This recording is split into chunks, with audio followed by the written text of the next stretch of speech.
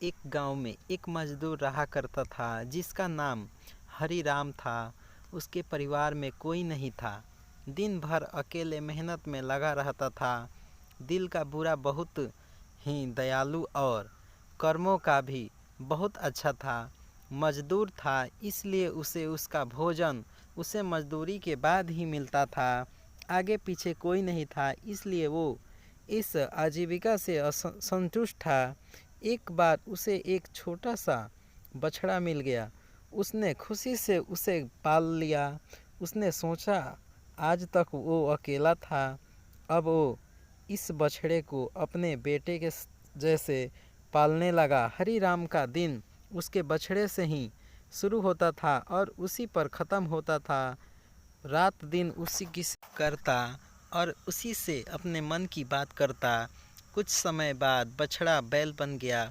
उसकी जो सेवा हरिराम ने की थी उससे वो बहुत ही सुंदर और बलशाली बन गया था। गांव के सभी लोग हरिराम के बैल की ही बातें किया करते थे। किसानों के गांव में बैल की भरमार थी, पर हरिराम का बैल उन सबसे अलग था। दूर दूर से लोग उसे देखने आते थे। हर कोई हरिराम के बैल के बारे में बात कर रहा था। हरिराम भी अपने बैल से एक बेटे की तरह ही प्यार करता था। भले खुद भूखा सो जाए लेकिन उसे हमेशा भर पेट खिलाता था।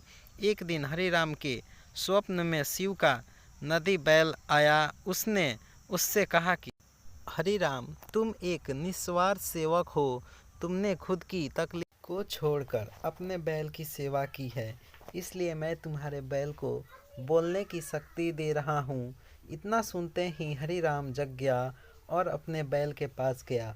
उसने बैल को सहलाया और मुस्कुराया कि भला एक बैल बोल कैसे सकता है। तभी अचानक आवाज़ आई, बाबा, आपने मेरा ध्यान एक पुत्र की तरह रखा है।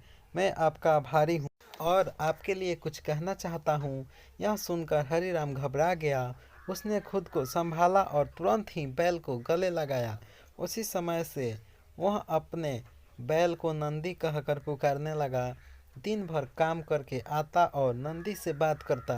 गरीबी की मार बहुत नंदी को तो हरिराम भर पेट देता था लेकिन खुद भूखा सो जाता था। यह बात नंदी को अच्छी नहीं लगी। उसने हरिराम से कहा कि वो नगर के सेठ के पास जाए और शर्त रखे कि उसका बैल नंदी सो गाड़ी खींच सकता है और शर्त के रूप में सेठ से 1000 मुहर लेना। हरिराम ने कहा, नंदी तू पागल हो गया है। भला कोई बैल इतना भार वहन कर भी सकता है। मैं अपने जीवन से खुश हूँ, मुझे यह नहीं करना। लेकिन नंदी के बार बार आग्रह करने पर हरिराम को उसकी बात माननी पड़ी।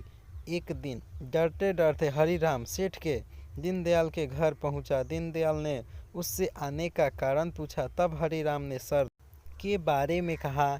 सेठ जोर जोर से हंसने लगा। बोला, हरिराम, बैल के साथ रहकर क्या तुम्हारी मति भी बैल जैसी हो गई है?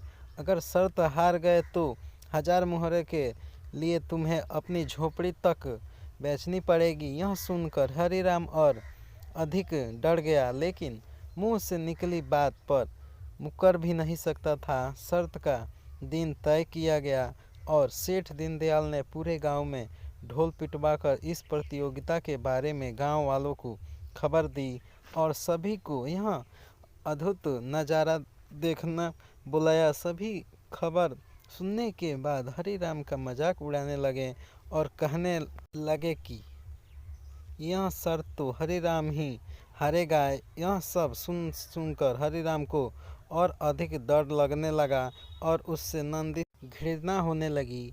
वो उसे कोसने लगा, बार बार उसे दोष देता और कहता कि कहाँ मैंने इस बैल को पाल लिया। मेरी अच्छी भली कट रही थी, इसके कारण सर की छत से भी जाऊंगा और लोगों के थू थू होगी वो अलग।